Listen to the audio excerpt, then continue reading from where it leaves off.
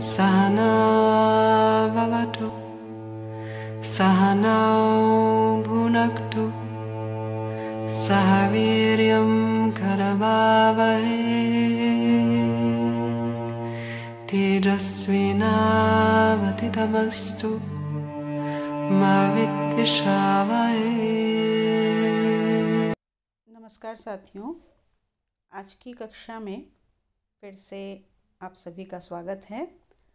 हम लोग भर्तृहरि कृत नीति शतकम का अध्ययन कर रहे हैं और पिछले कई वीडियोस में हमने इसकी मूर्ख पद्धति और विद्वत पद्धति को समाप्त कर लिया है और अब हमारी जो पद्धति चल रही है वह है मान शौर्य पद्धति।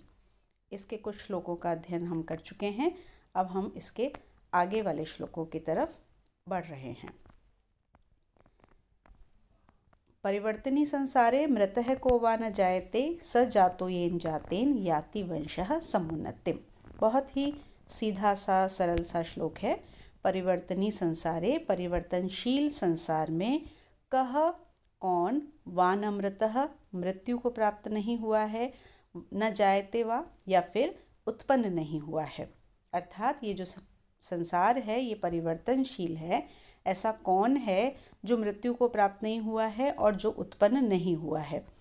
अर्थात जो भी उत्पन्न होता है वो मृत्यु को प्राप्त होता है और जो मृत्यु को प्राप्त होता है वो फिर से जन्म लेता है। गीता हमारी यही मानती है। तो कह रहे हैं कि कौन ऐसा है जो उत्पन्न नहीं हुआ है या मृत्यु को प्राप्त नहीं हुआ है, किंतु सजातः वही वास्तव में उत्पन्न हुआ है, उसी का जन्म लेना सार्थक हुआ है। येन जातेन जिसके उत्पन्न होने से, वंशः उसका वंश, उसका कुल, उसका परिवार, समुन्नतिम याति समुन्नति को, अत्यधिक उन्नति को, अच्छे प्रगति को याति पहुँचता है, प्राप्त करता है। क्या बताना चाह रहे हैं कि ये जो संसार है ये परिवर्तनशील है। तो संसार का एक नियम है उत्पत्ति और विनाश। जिसकी उत्पत्ति होती है उसका विनाश भी होता है। तो ऐसा कौन है जो उत्पन्न हुआ है लेकिन मृत्यु को प्राप्त नहीं हुआ, और कौन ऐसा है जो मृत्यु को प्राप्त हुआ है और फिर से उत्पन्न नहीं हुआ। तो ये तो एक क्रम है, ये चलता रहेगा। लेकिन इस क्रम में सभी उत्पन्न हो रहे हैं, मृत्यु को प्राप्त हो रहे हैं। तो इतनी जो संख्या में लोग उत्पन्न हो रहे हैं और मृत्यु को प्राप्त हो रहे हैं, तो क्या सभी का उत्पन्न होना सार्थक है? वो कह रहे हैं नहीं। किसका उत्पन्न होना सार्थक है? उसी का उत्पन्न होना, उसी का जन्म लेना सार्थक है जिसके जन्म लेने से उसका वंश उन्नति को प्राप्त करता है। जो व्यक्ति अपने जीवन में कोई ऐसा कर्म करता है जिससे उसका और उसके कुल का नाम रोशन होता है, उसका कुल प्रगति को प्राप्त होता है, उन्नति को प्राप्त होता है, उसका जीवन ही सार्थक है। अन्यथा ये जन्म और मृत्यु का जो चक्र है वो एक संसार का नियम है और इसमें कोई भी विशेष बात नहीं है। तो यहाँ पर उन व्यक्तियों के लिए ये बात बताई गई जो श्रेष्ठ मनुष्य हैं, जो स्वाभिमानी हैं, जो शौर्य संपन्न हैं, जो कुछ ऐसा अपने जीवन में करते हैं जो विशेष हो, जिनको याद रखा जा सके। तो उनके लिए यहाँ पर उनके जन्म की सफलता को इसमें बताया गया है। इस श्लोक में काव्यलिंग अलंकार है और अनुष्टुप छंद है। आपको मैंने पहले भी बताया है कि आप अपनी कॉपी पेन रख करके बैठें और जो भी आपको बात विशेष लगती है, जो नोट करने योग्य लगती है, कोई शब्द ऐसा लगता है जिसका अर्थ आपको लगता है कि आपको याद नहीं रहेगा, तो आप उसको वीडियो को वहीं पर रोक दें और उसको नोट करते चलें।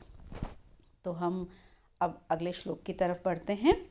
अगला श्लोक भी बहुत ही छोटा सा और बड़ा ही सुंदर श्लोक है। कुसुमस्तबकस्येव द्वयी वृत्ति मनस्विनः मूर्धनि वा सर्वलोकस्य विशीर्यते वने वने अथवा। इसके दो रूप होते हैं। एक रूप में ये मूर्धनि वा सर्वलोकस्य शीर्यते वन एव वा इस रूप में आता है और कहीं पर इस रूप में आता है। तो थोड़ा सा शब्दों का हेरफेर है जो समय के अनुसार परिवर्तन हमको प्राप्त हो जाता है। अर्थ उसका वही है। तो क्या कह रहे हैं? मनस्विनः, जो मनस्वी मनुष्य है, जो स्वाभिमानी मनुष्य है, उसकी कुसुम स्तबकस्य इव, कुसुम पुष्प के स्तबक गुच्छे के समान, द्वयी वृत्ति, दो प्रकार की ही वृत्ति होती है, उसकी गति होती है, उसकी प्रवृत्ति होती है। कि मनुष्य कैसा मनुष्य, जो स्वाभिमानी है, जो मनस्वी है, जो अपने स्वाभिमान के अनुसार कार्य करता है, उस मनुष्य की पुष्पों के गुच्छे के समान दो ही गति होती है, दो ही क्रियाएं होती हैं। कौन सी दो क्रियाएं होती हैं?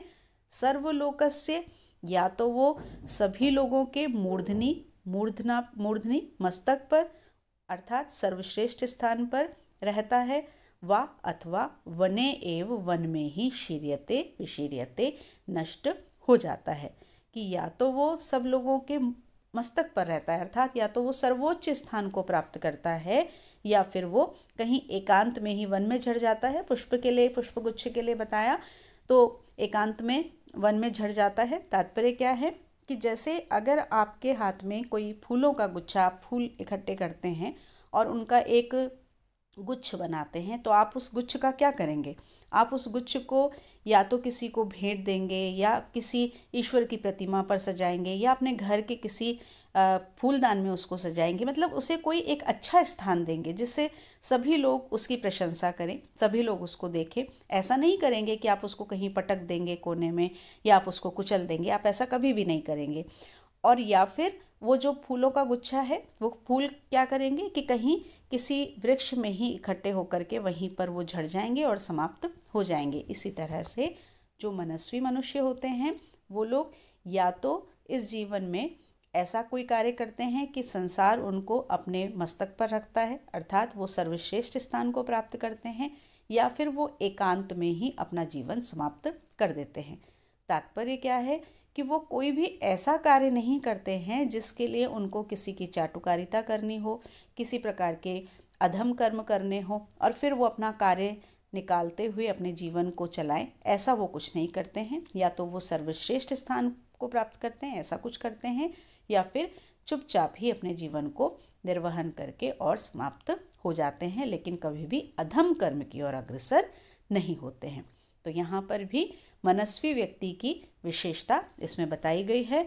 और जो यहाँ दिया गया कुसुमस्तकबस्य इव, तो यहाँ इव आपको बहुत स्पष्ट दिखाई दे रहा है, फूलों के गुच्छे के समान। तो यहाँ उपमा अलंकार है और छंद वही जो इससे पहले वाले श्लोक में था, अनुष्टुप छंद है। अब हम बढ़ें अपने अगले श्लोक की तरफ।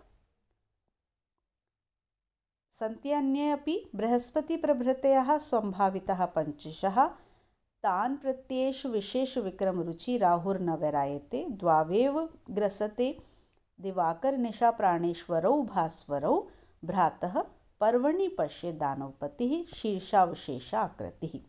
देखिए क्या कहा, भ्रातः। भ्रातः ये संबोधन है, जैसे हम किसी से कहते हैं अरे भाई, तो उसी रूप में ये संबोधन है कि हे भाई पश्य देखो। अंतिम वाली पंक्ति से इसका अर्थ शुरू होगा, हे भाई देखो। अब फिर हम प्रथम पंक्ति पे आ जाते हैं। बृहस्पति प्रभृतयः, बृहस्पति से लेकर के बृहस्पति आदि, संभावितः अन्य अपि अन्य भी, संभावितः सम्माननीय, पंचशः संति अन्य 5-6 हैं। क्या तात्पर्य है कि बृहस्पति आदि, बृहस्पति से लेकर अन्य भी 5-6 और भी ग्रह हैं। ये ग्रहों की बात कर रहे हैं कि ऐसा नहीं है कि ग्रह 1 या 2 ही हैं, लेकिन उसके अतिरिक्त भी बृहस्पति आदि भी कई ग्रह हैं। लेकिन जो विशेष विक्रम रुचि, जो विशेष प्रकार के पराक्रम को दिखाने की रुचि रखने वाला है, पराक्रम दिखाने की इच्छा रखने वाला है, शीर्षा अवशेष आकृति, शीर्ष अवशेष आकृति, सिर ही जिसका अवशिष्ट है, जिसका सिर ही केवल बचा हुआ है, ऐसी आकृति वाला, ऐसे आकार वाला, दानवपति, दानवों का राजा। दानवों का राजा कौन, किसके बात की है? ऐसा कौन सा ग्रह है जिसका केवल शीर्ष ही बचा हुआ है? ये ग्रह है राहु। राहु और केतु ये ऐसे ग्रह हैं, शीर्ष जिसका राहु है और धड़ जिसका केतु है, और ये दुष्ट ग्रहों में इनकी गणना होती है। तो यहाँ उन्होंने कहा कि जिसका शीर्ष ही बचा हुआ है, सिर ही बचा हुआ है, और जो दानवों का राजा है, एषः राहु, यह राहु, तान प्रति न वैरायते, उनके प्रति वैर नहीं रखता है, शत्रुता नहीं रखता है। किनके प्रति? बृहस्पति आदि जो 6 अन्य ग्रह हैं उनके प्रति वो शत्रुता नहीं रखता है। 5-6 जो ग्रह हैं और उनके प्रति शत्रुता नहीं रखता है। तो किसके प्रति शत्रुता रखता है? भास्वरौ, चमकते हुए। भास्वरौ द्विवचन लगा हुआ है, इसका मतलब 2 की बात हो रही है। कौन है ये 2? दिनेश्वर, निशा, प्राणेश्वर। दिनेश्वर दिन का ईश्वर, तो दिन का ईश्वर कौन हुआ? सूर्य। निशा प्राणेश्वर, रात्रि का प्राणेश्वर, तो कौन हुआ ये? चंद्रमा। तो सूर्य और चंद्रमा द्वावेव, 2 को ही, दौ एव, इन 2 को ही, द्वौ एव, दोनों को ही पर्वणि, पर्व पर ग्रसते, ग्रसता है। देखिए ग्रहण लगना आप लोगों ने सबने सुना है कि ग्रहण लगता है, और इसका जो वैज्ञानिक कारण है वो भी हमें पता है। लेकिन हम कथाओं में जिन बातों को मानते हैं उसमें ये माना जाता है कि जब ग्रहण होता है तो जो राहु होता है, जब सूर्य ग्रहण होता है तो राहु सूर्य को निगल जाता है, और जब चंद्र ग्रहण होता है तो राहु चंद्रमा को निगल जाता है। ग्रह तो और भी हैं, बृहस्पति है, मंगल है, बुध है, शुक्र है, शनि है, बहुत सारे ग्रह हैं। लेकिन कभी आपने सुना है कि मंगल ग्रहण लगा हुआ है या फिर शुक्र ग्रहण लगा हुआ है? ग्रहण हमेशा चंद्र ग्रहण होता है या फिर सूर्य ग्रहण होता है। तो उसका यहाँ पर उन्होंने क्या कारण बताया है कि जो राहु है वो कौन है? राक्षसों का राजा है, और राक्षसों का राजा है तो राजा कौन होता है? जो सबसे अधिक पराक्रमी होता है वही राजा होता है। क्योंकि वो अत्यधिक पराक्रमी है तो वो अगर शत्रुता भी रखना चाहता है तो किससे रखना चाहता है? अपने समान जो है पराक्रम से युक्त, अपने समान पराक्रमी जो है, वीर है, ऐसे सर्वश्रेष्ठ 2 ग्रह, सारे हमारे जो ग्रह मंडल है उसके सर्वश्रेष्ठ 2 ग्रह कौन से हैं? सूर्य और चंद्रमा। तो राहु जो छोटे मोटे ग्रह हैं जिनको हम छोटा ग्रह मानते हैं, मंगल, बुध, शुक्र, इनसे शत्रुता नहीं करता है। वो शत्रुता भी किससे करता है? अपने बराबर वाले सर्वश्रेष्ठ जो 2 ग्रह हैं, जो एक दिन का ईश्वर है और एक रात्रि का प्राण है, ऐसे सूर्य और चंद्रमा से ही वैर रखता है, उनको ही निकलता है। और वो भी कब? इसमें एक विशेष शब्द है जिस पर आपको ध्यान देना है, और आपसे कभी ये पूछा भी जा सकता है। आप जब प्रतियोगी परीक्षा में कहीं पर नीति शतकम होता है वहाँ पर इस शब्द के विषय में और अन्य नीति शतकम के अलावा भी ये शब्द पूछा जाता है कि पर्वणि, पर्व पर। पर्व का मतलब अगर मैं आपसे पूछूं कि पर्व का मतलब क्या है तो आप हो सकता है तुरंत ये उत्तर देंगे कि पर्व का मतलब है उत्सव, त्यौहार। दीपावली का पर्व, होली का पर्व, हम यही सुनते आए हैं। लेकिन यहाँ पर्व का तात्पर्य ये नहीं है। यहाँ पर्व क्या है? देखिए हमारा जो हिंदी महीना होता है, अंग्रेजी जो महीने हैं वो तो जनवरी फरवरी चलता है, लेकिन जो हिंदी महीने हैं वो चैत्र वैशाख से चलते हैं, और उनमें तारीख नहीं होती बल्कि तिथियां होती हैं। 1 से 15 तिथि और 2 बार होती हैं एक महीने में। तो 15वीं तिथि पर पूर्णिमा होती है और 15वीं तिथि पर अमावस्या होती है। तो ये जो 15वीं तिथि है जिसको अमावस्या और पूर्णिमा कहा जाता है, इनको ही पर्व कहा जाता है। और क्योंकि ये सबसे बड़ी तिथियां हैं, पूरे महीने की 2 जो तिथियां हैं वो सबसे बड़ी हैं। जैसे ग्रहों में सभी ग्रह अपने स्थान पर महत्वपूर्ण हैं लेकिन सर्वश्रेष्ठ ग्रह 2 हैं, उसी तरह से सभी तिथियां महत्वपूर्ण हैं लेकिन सबसे बड़ी जो तिथियां हैं वो हैं पूर्णिमा और अमावस्या। तो वो जो दानवपति है राहु, वो 2 विशिष्ट ग्रहों को डसता है, उनको ग्रसता है, और वो भी किस दिन? किसी अन्य तिथि पर नहीं। ग्रहण किस दिन लगता है? अमावस्या या पूर्णिमा पर। तो पर्व के दिन ही वो उनको ग्रसता है।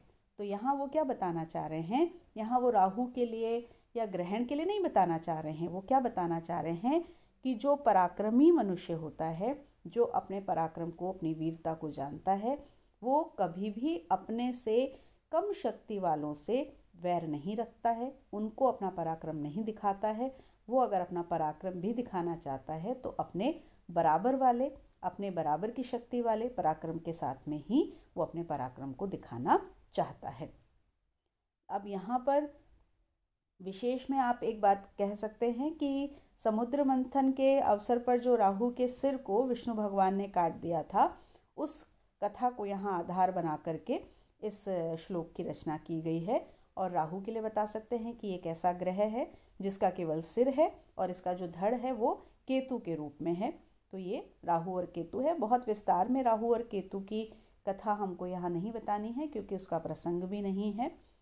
ये अप्रस्तुत प्रशंसा अलंकार से युक्त है श्लोक, क्योंकि उसी तरह से बात सामने कही जा रही है राहु की, चंद्र की, सूर्य की, लेकिन बताई जा रही है पराक्रमी लोगों के लिए, तो इसलिए अप्रस्तुत प्रशंसा अलंकार है इसमें, और शार्दूल विक्रीडित छंद है। बहुत सारे श्लोक हम इस समय पढ़ते आ रहे हैं जिनमें शार्दूल विक्रीडित छंद है, तो आप शार्दूल विक्रीडित छंद का भी हर श्लोक में जब आप इसके नोट्स बनाएंगे तो शार्दूल विक्रीडित छंद का जो लक्षण है वो बार बार लिखें ताकि आपको वो याद हो जाए। तो ये हमारा आज का तीसरा श्लोक था। अब आज की कक्षा को हम यहीं ख़त्म करते हैं। आप इनको पढ़िए और अगली कक्षा में हम फिर से मिलेंगे इससे आगे के श्लोकों को लेकर के। आपको कोई समस्या है तो आप बताएं, आपको समझ में आ रहा है, आपको अच्छा लग रहा है तो भी आप बताएं, और अगली कक्षा में मिलते हैं। तब तक के लिए नमस्कार। ॐ सहना भवतु सहनौ भुनक्तु सह वीर्यं करवावहै तेजस्विनावधीतमस्तु मा विद्विषावहै।